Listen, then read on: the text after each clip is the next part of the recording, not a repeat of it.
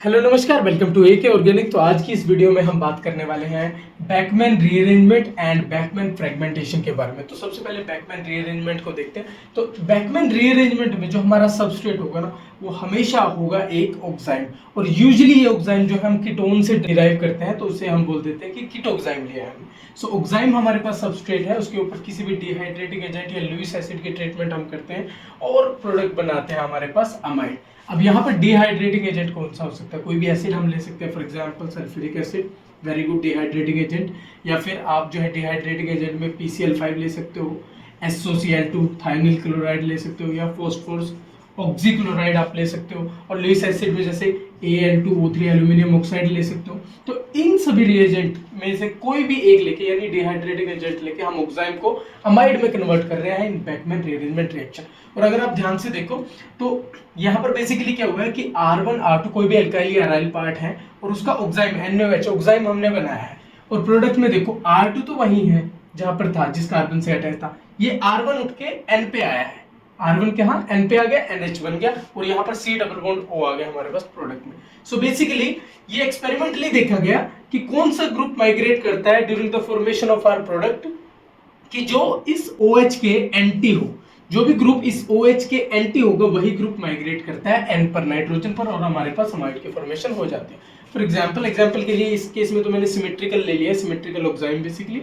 सो phenyl phenyl है, कोई भी फिनाइल का माइग्रेशन करा दो, जैसे इसका माइग्रेशन करा दिया, सो फिनाइल NH बन जाएगा यहाँ पर, और यहाँ पर डबल बॉन्ड आ गया इस कार्बन पे, और phenyl as it is attach है। और ये जो OH ग्रुप है ना, ये एज अ वाटर निकलता है, क्योंकि H पॉजिटिव यहाँ से आता है हमारे पास, और एज अ वाटर ये निकल जाता है।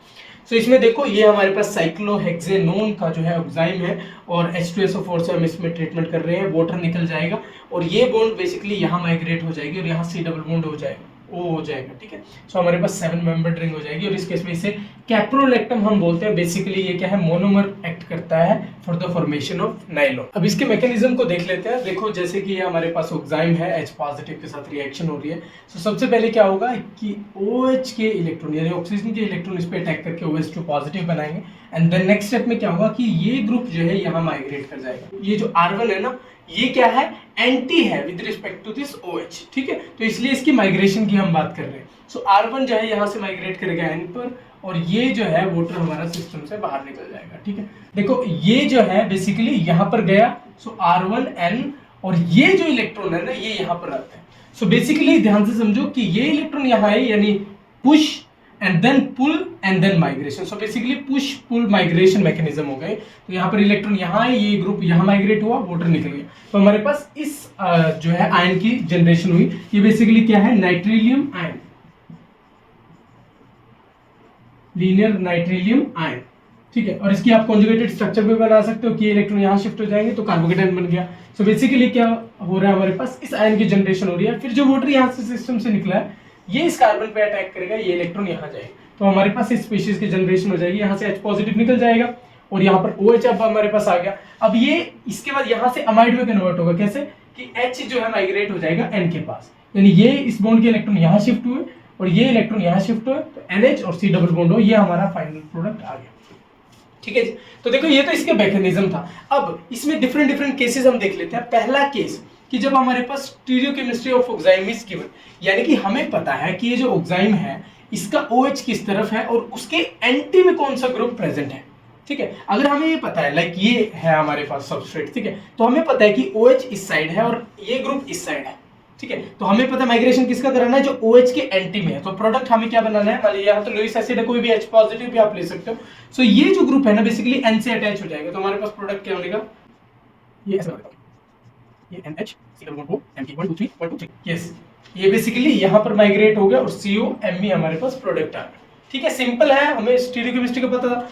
बट इन केस हमें स्टीरियोकेमिस्ट्री का नहीं पता, यानी ये नहीं पता कि OH इस तरफ है या इस तरफ है। जैसे ये है, सेम मॉलिक्यूल है, लेकिन अभी ये नहीं पता कि OH के एंटी में ये है या ये है।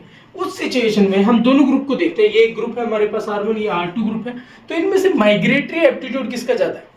जिस ग्रुप का माइग्रेटरी एप्टीट्यूड ज्यादा होगा ना, उसको हम माइग्रेट कर देंगे N पे। अब हमें पता है इस एल्काइल पार्ट को अगर हम देखें, तो ये जो एल्काइल पार्ट है बेसिकली ये हुआ प्राइमरी एल्काइल पार्ट, क्योंकि ये कार्बन जो है इस कार्बन के साथ अटैच है और इस एल्काइल पार्ट को देख रहे हैं हम, तो ये प्राइमरी एल्काइल हो गया हमारे पास, और ये मिथाइल ग्रुप CH3 है यहाँ पर, तो ये मिथाइल ग्रुप। और हमें पता है हमारे पास माइग्रेटरी एप्टीट्यूड का ऑर्डर क्या रहता है, टर्शियरी एल्काइल ग्रुप का सबसे ज्यादा, देन सेकेंडरी एल्काइल ग्रुप का, देन फिनाइल को हम कंसीडर करते हैं, देन प्राइमरी एल्काइल को, एंड देन मिथाइल ग्रुप को हम कंसीडर करते हैं। माइग्रेटरी एप्टीट्यूड का ऑर्डर, और ये भी हमें पता है कि फिनाइल के ऊपर जैसे ही हम इलेक्ट्रॉन डोनेटिंग ग्रुप अटैच करते जाएंगे इसका माइग्रेटरी एप्टीट्यूड बढ़ता रहेगा, और अगर इसके साथ इलेक्ट्रॉन विड्रॉइंग ग्रुप अटैच करेंगे तो इसका माइग्रेटरी एप्टीट्यूड कम होता रहेगा। सो इसका कोडिंग हमें जाना है, तो इसका माइग्रेटरी एप्टीट्यूड ज्यादा, ऑब्वियसली प्रोडक्ट हमारे पास क्या बनने वाला है, 1 2 3 NH C double bond O Me। देखो ये प्रोडक्ट सेम ही आया है क्योंकि हमारे पास सबस्ट्रेट तो सेम है।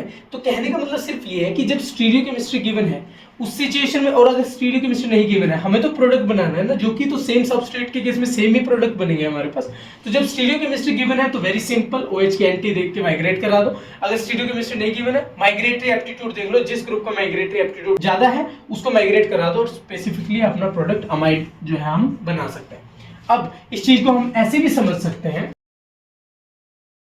इस चीज को हम ऐसे भी एक्सप्लेन कर सकते हैं, जैसे यहाँ स्टीरियोकेमिस्ट्री गिवन नहीं है तो बेसिकली ऑक्साइम, ये ऑक्साइम किससे बना, इसका कीटोन बना लो आप, ये हमारे पास कीटोन है, ठीक है जी। यहां से ऑक्साइम बनाने के लिए हमें क्या करना पड़ेगा, इसमें हाइड्रोक्सिलअमीन डालनी पड़ेगी और इसका जो है हमें ऑक्साइम बनाना है। सो एक ऑक्साइम ये बन सकता है हमारे पास, यानी OH के एंटी ये ग्रुप हो, और एक ऑक्साइम हमारे पास ये बन सकता है, दोनों की पॉसिबिलिटी है ना, OH ये। अब देख सकते हो कि दोनों ऑक्साइम ऑब्वियसली बन सकते हैं, लेकिन ये वाला ऑक्साइम ज्यादा क्वांटिटी में बनेगा, यानी मेजर क्या बनेगा, ये ऑक्साइम बनेगा, और ये नीचे वाला माइनर बनेगा। अब इसकी रीजनिंग आप देख सकते हो कि देखो OH ग्रुप जिस साइड है उसकी उसी साइड अगर कोई बल्कि ग्रुप है तो वो लेस स्टेबल होगा क्योंकि यहाँ पर स्टेरिक हिंड्रेंस होगा, लेकिन इस केस में नहीं है क्योंकि दोनों ही बल्कि ग्रुप जो है ट्रांस रिलेशनशिप है, इसलिए ये मेजर बनता है और इसलिए ये माइनर बनता है। और जो मेजर बनेगा उसके, अब ये तो हमारे पास ऑक्साइम बन गया, हमने इससे ट्रीटमेंट करा, ये ऑक्साइम बन गए। अब इसमें जैसे H पॉजिटिव डाल के हम अमाइड बनाएंगे, सो इसके रिस्पेक्ट में जो प्रोडक्ट मिलेगा वो मेजर मिलेगा हमें। अब इसके कुछ क्वेश्चंस देख लेते हैं, जैसे हमारे पास ये कीटोन गिवन है, इसकी रिएक्शन जो है हाइड्रोक्सिलअमीन से, तो हम कौन सा ऑक्साइम बनाएंगे। ऑब्वियसली दो ऑक्साइम यहाँ पे पॉसिबल है कि एक तो नाइट्रोजन पे OH इस तरफ हो सकता है, दूसरा OH इस तरफ, तो ऑब्वियसली हम मेजर ऑक्साइम बनाएंगे। और यहाँ पर देखो मेजर ऑक्साइम में हमें पता है OH के एंटी ये है, तो हमारे पास प्रोडक्ट क्या बनेगा, जो अमाइड हम जो है इस लुईस एसिड के प्रेजेंस में बना रहे हैं, सो बेसिकली NH से अटैच होगा हमारा ये आइसोप्रोपाइल ग्रुप, ये वाला ग्रुप, और यहाँ पर C double bond O CH3, ये अमाइड हमारे पास एज अ प्रोडक्ट आ जाएगा। ये रिएक्शन देखो यहाँ पर स्टीरियोकेमिस्ट्री गिवन नहीं है, लेकिन फिर भी हमें पता है कि कौन सा ऑक्साइम ज्यादा स्टेबल होगा, जो ज्यादा सब्स्टिट्यूटेड एल्काइल पार्ट है ना उसके एंटी में ही हमारे पास ऑक्साइम जो है मेजर बनता है। लेकिन फिर भी ये ऑक्साइम की स्टीरियोकेमिस्ट्री गिवन नहीं है, तो हमें पता है कि हमें क्या देखना है, माइग्रेटरी एप्टीट्यूड देखना है। तो यहाँ पर देख सकते हो आप, ये पार्ट है, ये पार्ट है, सो ये जो है प्राइमरी एल्काइल का पार्ट हो गया, ये सेकेंडरी एल्काइल का, और इसका जो है माइग्रेटरी एप्टीट्यूड ज्यादा होता है तो सेकेंडरी एल्काइल वाला NH के साथ अटैच हो जाएगा। सो यहाँ पर देखो, ओके, यहाँ पर ये जो है ग्रुप सेकेंडरी अल्काइल वाला NH से अटैच हो गया, और फिर जो है दूसरी साइड हमारे पास C double bond O bond आ गई, सो ये प्रोडक्ट हमारे पास बन जाएगा। अब ये देखो इस केस में देखो PCl5 डाला है, तो यहाँ पर सेम कि NOH OH जो है इसके एंटी आएगा, क्यों आएगा, क्योंकि ये जो कार्बन है ये प्राइमरी है, और यहाँ पर ये देखो इससे अटैच है, इससे, यानी ये सेकेंडरी है। और दूसरा ये भी देख सकते हैं कि इसका माइग्रेटरी एप्टीट्यूड ज्यादा होता है, तो बेसिकली OH2 पॉजिटिव कैसे निकलेगा, जैसे ये बॉन्ड यहाँ शिफ्ट हो, तो सेकेंडरी का माइग्रेटरी एप्टीट्यूड ज्यादा, ये जो है NH पे अटैक किया, यहाँ ने बॉन्ड, इस बॉन्ड ने इस पे, एंड देन वाटर निकल गया सिस्टम से, और फिर वाटर ने अटैक करके C डबल बॉन्ड O बना लिया। सो ये एज अ प्रोडक्ट हमारे पास आ जाएगा। बैकमैन रीअरेंजमेंट में हम एक और केस देख सकते हैं। देखो ये एक ऑक्साइम का डेरिवेटिव है, यहाँ NOH के बजाय ओटोसाइल ग्रुप हमारे पास है। अब इसकी जो है हम प्रोटिक एसिड जैसे पैराटोल्यूइन सल्फोनिक एसिड से ट्रीटमेंट करके ये प्रोडक्ट बना रहे हैं। अब इस प्रोडक्ट को जस्टिफाई कैसे करेंगे, और सेम सबस्ट्रेट को अगर Al2O3 लुईस एसिड से ट्रीट करते हैं तो ये प्रोडक्ट बनाते हैं। सो बेसिकली अलग अलग प्रोडक्ट हमारे पास बन रहे हैं। सो इन प्रोडक्ट को हम जस्टिफाई कैसे करेंगे, देखो इस केस में पहले क्या बोला था हमने कि OH के एंटी देखना है, तो OTS के एंटी हम देखेंगे, लेकिन यहाँ पर जो है ये जो सिन रिलेशनशिप है ना, ये ग्रुप माइग्रेट हो रहा है, ना कि एंटी वाला माइग्रेट हो रहा है। तो क्यों हो रहा है ऐसा, क्योंकि प्रोटिक एसिड्स के केस में जितने भी ऑक्साइम के डेरिवेटिव हमारे पास है, या ऑक्साइम है ना, वो इक्विलिब्रियम में होता है विद देयर अनदर कॉन्फ़िगरेशन। तो एक तो कॉन्फ़िगरेशन ये होगी NOTS, और एक कॉन्फ़िगरेशन होगी कि N पे OTS इस तरफ हो। सो जैसे ही हमने प्रोटिक एसिड डाला, ये इंटर कन्वर्ट होता है अपनी दूसरी कॉन्फ़िगरेशन में, जिसमें कि ज़्यादा स्टेबल कॉन्फ़िगरेशन होती है, और उस कॉन्फ़िगरेशन के कॉरस्पॉन्डिंग हमें प्रोडक्ट मिलता है। ठीक है, और देखो ये जो कॉन्फ़िगरेशन में इंटरचेंज है ना, ये फास्टर होता है as compare to this rearrangement. तो पहले वो जो है इंटरचेंज हो जाता है और फिर जो है ये रीअरेंजमेंट शो करके ये प्रोडक्ट हमारे पास बनता है। अब Al2O3 इस केस में क्या होता है, ये जो मिथाइल ग्रुप इसके एंटी में है ना, इसके रिस्पेक्ट में हमें प्रोडक्ट मिल जाता है, यानी CH3 इस N के साथ अटैच हो जाता है, CH3NH और C डबल बॉन्ड और बाकी ग्रुप एज इट। अब हम बैकमैन फ्रेगमेंटेशन रिएक्शन को देखते हैं। देखो, Beckmann rearrangement reactions that go with fragmentation are called Beckmann fragmentation reaction, यानी बैकमैन रीअरेंजमेंट में ही हम फ्रेगमेंटेशन देखने वाले हैं। तो देखो, जैसे कि मैंने बैकमैन रीअरेंजमेंट के मैकेनिज्म में आपको बताया था, इसमें H पॉजिटिव डाल के वोटर बना लिया आपने और फिर इस ग्रुप को यहाँ माइग्रेट करके वोटर निकाल दिया था। ठीक है, तो बेसिकली देखो, जब वोटर निकल रहा है, इनके ऊपर पॉजिटिव चार्ज आ रहा है, तो इस कार्बन से इलेक्ट्रॉन डेंसिटी खींच रहा है, और ओवरऑल क्या है, जो ट्रांजिशन स्टेट है बेसिकली उसमें क्या है, ये माइग्रेटिंग ग्रुप है, इसके ऊपर पॉजिटिव चार्ज आ रहा है। और अगर पॉजिटिव चार्ज आ रहा है तो जितना ज़्यादा स्टेबल होगा उतनी जल्दी जो है इस पे माइग्रेट करना चाहेगा ये, क्योंकि माइग्रेटरी एप्टीट्यूड जैसे टर्शरी का ज़्यादा होता है, देन सेकेंडरी का, देन प्राइमरी का, देन मिथाइल का। सो बेसिकली क्या होने वाला है कि अगर यहाँ पर जो बनने वाला कैटायन है, पार्शियल कैटायन है वैसे तो, लेकिन अगर यहाँ पर जो कैटायन है वो प्रॉपर बन जाए, यानी हाईली स्टेबल कैटायन यहाँ से फ्रेगमेंटेशन से बन जाए, सो उस केस में बैकमैन फ्रेगमेंटेशन होगी। यानी क्या होने वाला है कि ये बॉन्ड यहाँ पर आ जाएगी ब्रेक होकर, क्योंकि हमारा बनने वाला कार्बोकैटायन हाईली स्टेबल होगा। तो ये ग्रुप पे जो कार्बोकैटायन बनेगा ना वो हाईली स्टेबल बनने वाला है, इसलिए हम बैकमैन फ्रेगमेंटेशन कर रहे हैं। सो इस बॉन्ड के इलेक्ट्रॉन यहाँ शिफ्ट हुए, ये यहाँ जाएंगे, तो हमारे पास बेसिकली क्या बनने वाला है कि यहाँ से एक R1 कार्बोकैटायन जनरेट हो जाएगा और यहाँ पर हमारे पास R2C ट्रिपल बॉन्ड N है। ठीक है, अब क्योंकि ये कार्बोकैटायन बन गया है, ये तो मैंने बैकमैन रीअरेंजमेंट का मैकेनिज्म दिखा रखा है, तो बैकमैन फ्रेगमेंटेशन में कार्बोकैटायन बन गया और यहाँ पर न्यूक्लियोफाइल भी है। ठीक है, सो ये नाइट्रोजन जो है इस पे अटैक करेगा, फिर कार्बन पे जो है वाटर का अटैक होगा और ये वाला प्रोडक्ट इस केस में हमारे पास आ जाएगा। लेकिन साइक्लिक सिस्टम में ऐसे नहीं होने वाला, क्योंकि साइक्लिक सिस्टम में जो कार्बोकैटायन बना ना, अगर ये वाला पार्ट इसकी विसिनिटी में है तो ये एज अ न्यूक्लियोफाइल एक्ट कर जाएगा और हमारे पास प्रोडक्ट आ जाएगा। लेकिन अगर ये इसकी विसिनिटी में नहीं है, कोई अदर न्यूक्लियोफाइल है हम जो सिस्टम में डाल रहे हैं, तो वो जो है इस पे अटैक कर जाएगा। और दूसरा, ये कार्बोकैटायन है तो ये एलिमिनेशन रिएक्शन भी शो कर सकता है। सो इस केस में देखो, एग्जाम्पल के लिए ये मॉलिक्यूल हमने ले लिया।